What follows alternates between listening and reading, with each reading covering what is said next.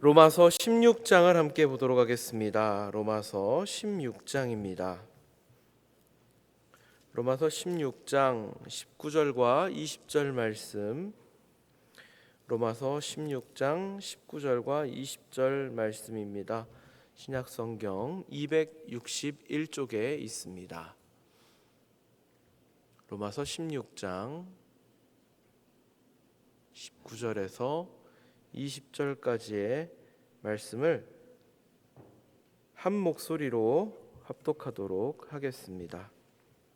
합독합니다. 너희의 순종함이 모든 사람에게 들리는지라. 그러므로 내가 너희로 말미암아 기뻐하노니 너희가 선한 데 지혜롭고 악한 데 미련하기를 원하노라. 평강의 하나님께서 속히 사탄을 너희 발 아래에서 상하게 하시리라. 우리 주 예수의 은혜가 너희에게 있을지어다. 아멘. 이제 로마서가 끝났습니다. 로마서는 담고 있는 복음의 내용이 참 심오하고 깊습니다. 우리 초기 기독교 교부였던 어거스틴은 로마서 5장을 통해서 원죄에 대한 신학을 정립했습니다. 독일의 종교개혁자 마르틴 루터는 로마서 1장에 의인은 믿음으로 살리라 하는 말씀을 깊이 묵상하면서 이신칭의와 또 종교개혁의 시작을 알리게 됩니다. 스위스의 종교개혁자였던 장 칼뱅은 로마서 9장을 통해서 예정의 신학을 정립하게 됩니다. 제가 언급한 이 세 사람이 우리 기독교 역사 안에서 가지고 있는 의미가 얼마나 큰지를 생각해 본다면 이 로마서가 담고 있는 내용이 우리 기독교 신학 안에서 얼마나 각별한가를 볼 수 있습니다. 오늘 저는 이 로마서의 후반부 마지막 부분을 함께 묵상하면서 믿음으로 이기는 방법에 익숙해지기라고 하는 제목으로 믿음으로 이기는 방법에 익숙해지기라고 하는 제목으로 함께 말씀을 나누고자 합니다. 로마서 후반부를 계속 다루면서 저는 이 로마서가 물론 앞서 언급했던 것처럼 신학적으로 굉장히 중요한 의미를 담고 있고 또 체계적이고 치밀함을 인정하지만 또한 이 후반부에 들어서면서부터 보여주는 내용은 지극히 실천적이고 실질적인 내용들을 담고 있음을 언급했었습니다. 특별히 오늘 본문은 우리가 선한 데 지혜롭고 악한 데 미련하기를 원한다라고 말씀합니다. 이 선이라고 하는 것에 대해서 우리가 좀 생각해 볼 필요가 있을 것 같습니다. 선이 무엇일까요? 여기에서부터 사실은 우리의 대답은 달라야 합니다. 선은 하나님의 법입니다. 조금 더 정확하게 말하자면 하나님이 곧 선하신 분이시죠. 하나님의 법에 하나님의 뜻에 순종하는 것이 곧 선이 되는 것입니다. 하나님의 법, 하나님의 말씀, 결론이 무엇일까요? 예수님께서는 이 율법을 하나님 사랑과 이웃 사랑으로 정의하십니다. 이것이 우리에게 주어진 하나님의 법인 것입니다.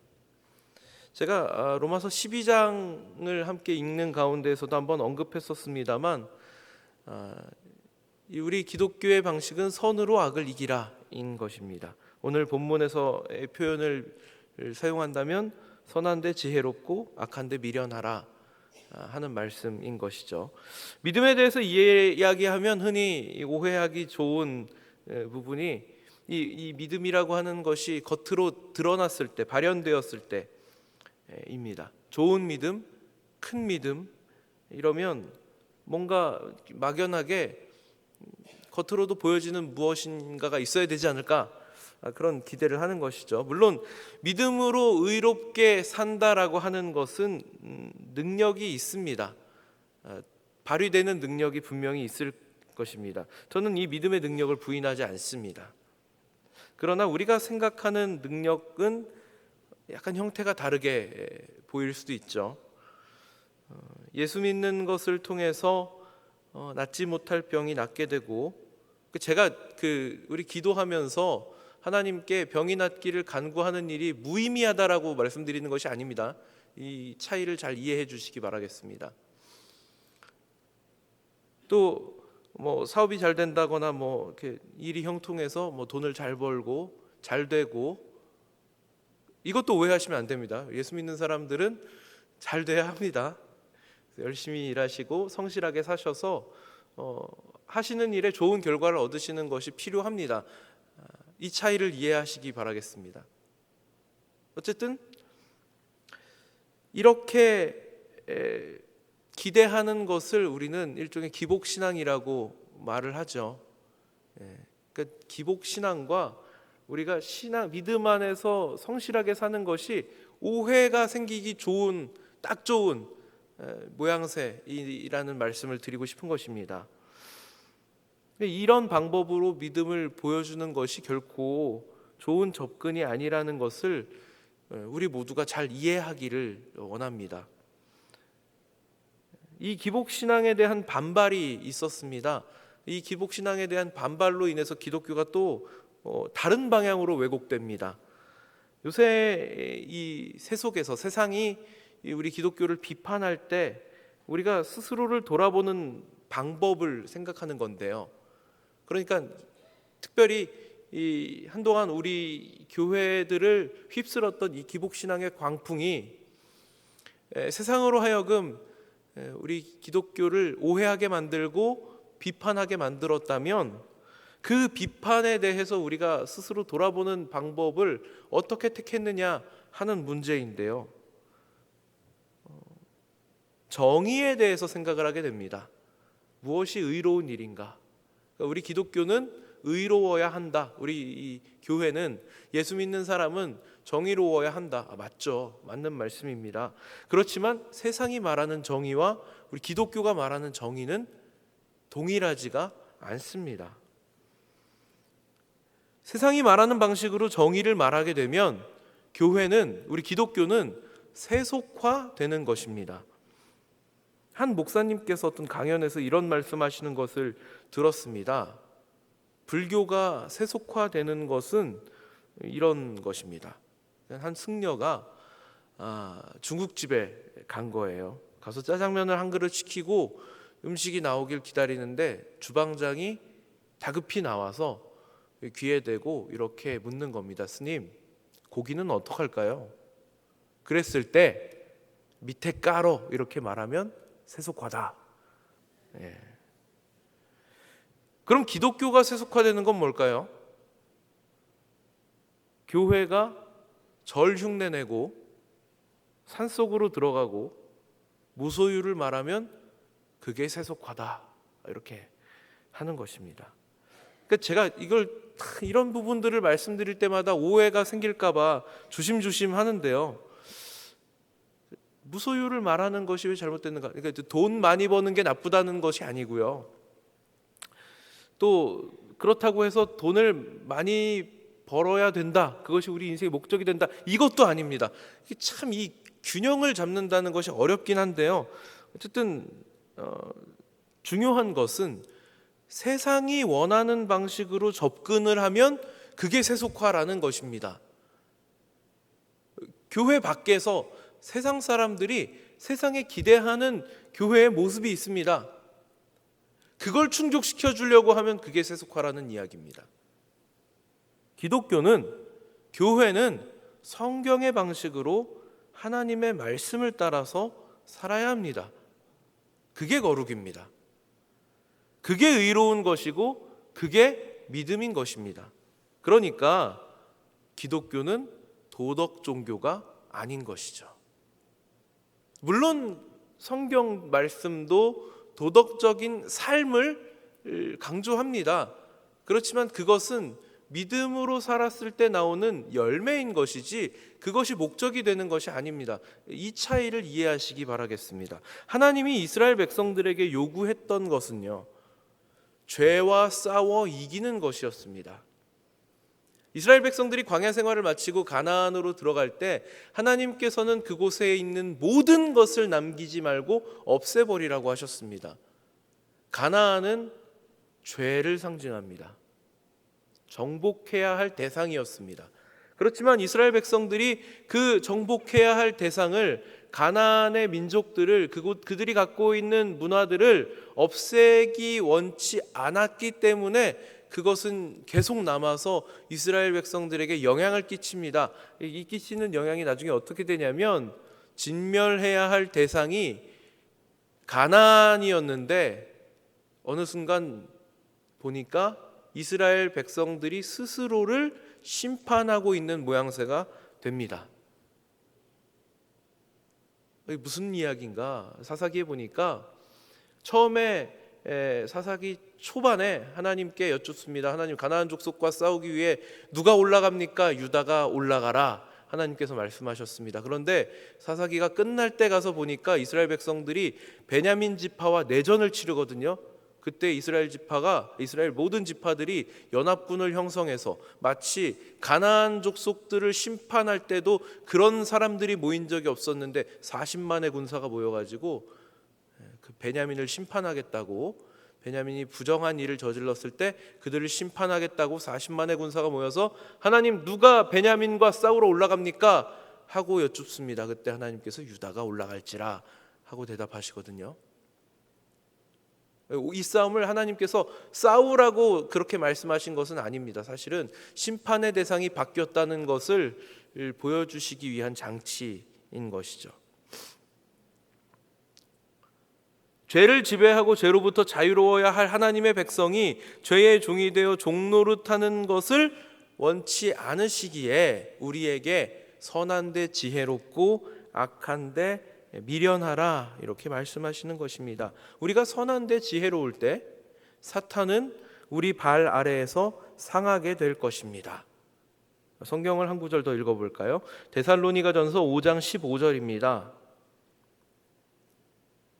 한번 같이 읽어보도록 하겠습니다. 삼가 누가 누구에게든지 악으로 악을 갚지 말게 하고 서로 대하든지 모든 사람을 대하든지 항상 선을 따르라. 아멘. 악을 악으로 갚지 말게 하고 항상 선으로 따르라. 누가 우리한테 악하게 한다고 해서 똑같이 들이받을 필요가 없다는 말씀입니다. 사랑으로 대한다는 것이 가지는 무게가 굉장히 크죠. 이 사랑을 몸소 실천으로 보여주신 사건이 바로 십자가 사건입니다. 우리는 우리 욕심대로, 우리 뜻대로, 우리 생각대로 행했지만 하나님은 당신의 사랑을, 독생자를 십자가에 못 박으시는 것으로 증명하십니다. 이게 세상이 보는 관점에선 굉장히 낯선, 이해할 수 없는 해결 방법이죠. 누가 나에게 해악을 끼치고 내가 원하는 바를 이루지 않는 사람을 위하여서 목숨을 내어줍니까? 나에게 잘해주고 내가 하는 일에 이로운 일을 위해서도 목숨을 내어주는 일은 쉽지 않은데 누가 그렇게 하겠습니까?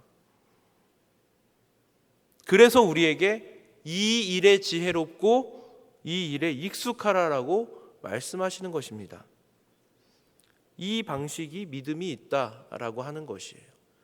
이 방식으로 사는 것이 믿음으로 사는 방식인 것입니다.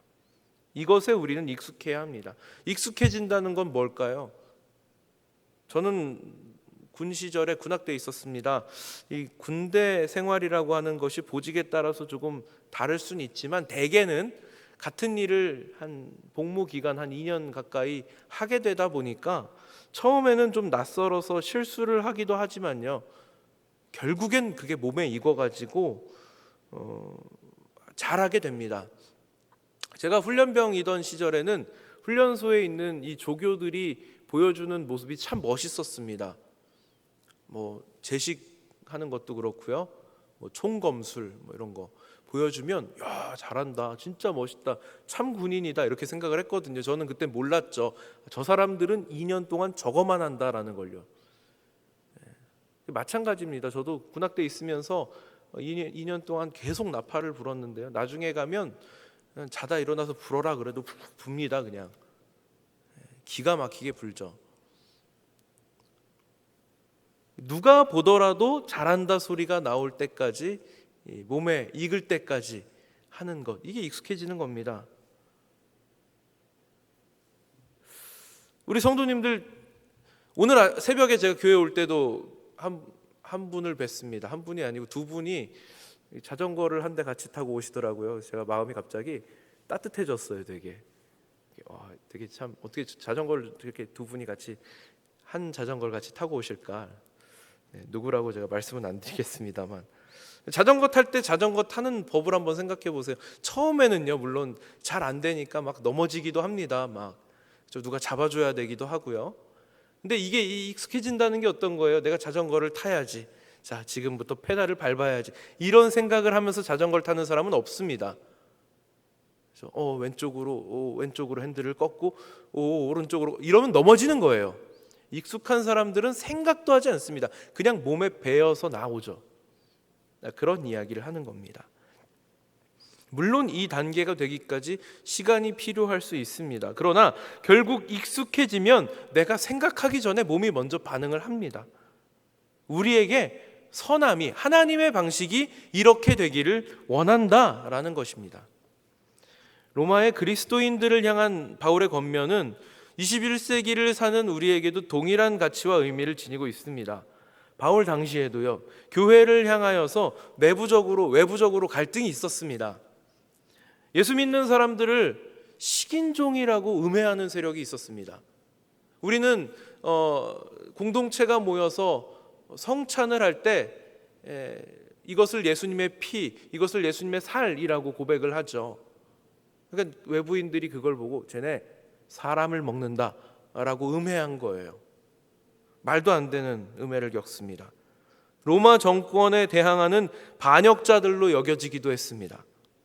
교회 안에 들어온 이단의 문제와 유대인과 이방인들의 출신을 따라 교회 내에 파벌이 갈리는 일도 있었습니다. 우리도 이런 비슷한 일들을 겪고 있죠. 앞으로도 겪을 것입니다. 마치 전염병의 온상인 것처럼 교회가 손가락질 당하기도 하고요. 또 교회가 하는 모든 것에 좋은 시선이 없기도 합니다. 우리 안에서도 또 각자의 입장에 따라서 마음이 맞지 않아서 생각이 달라서 갈등하는 경우도 생길 수 있죠.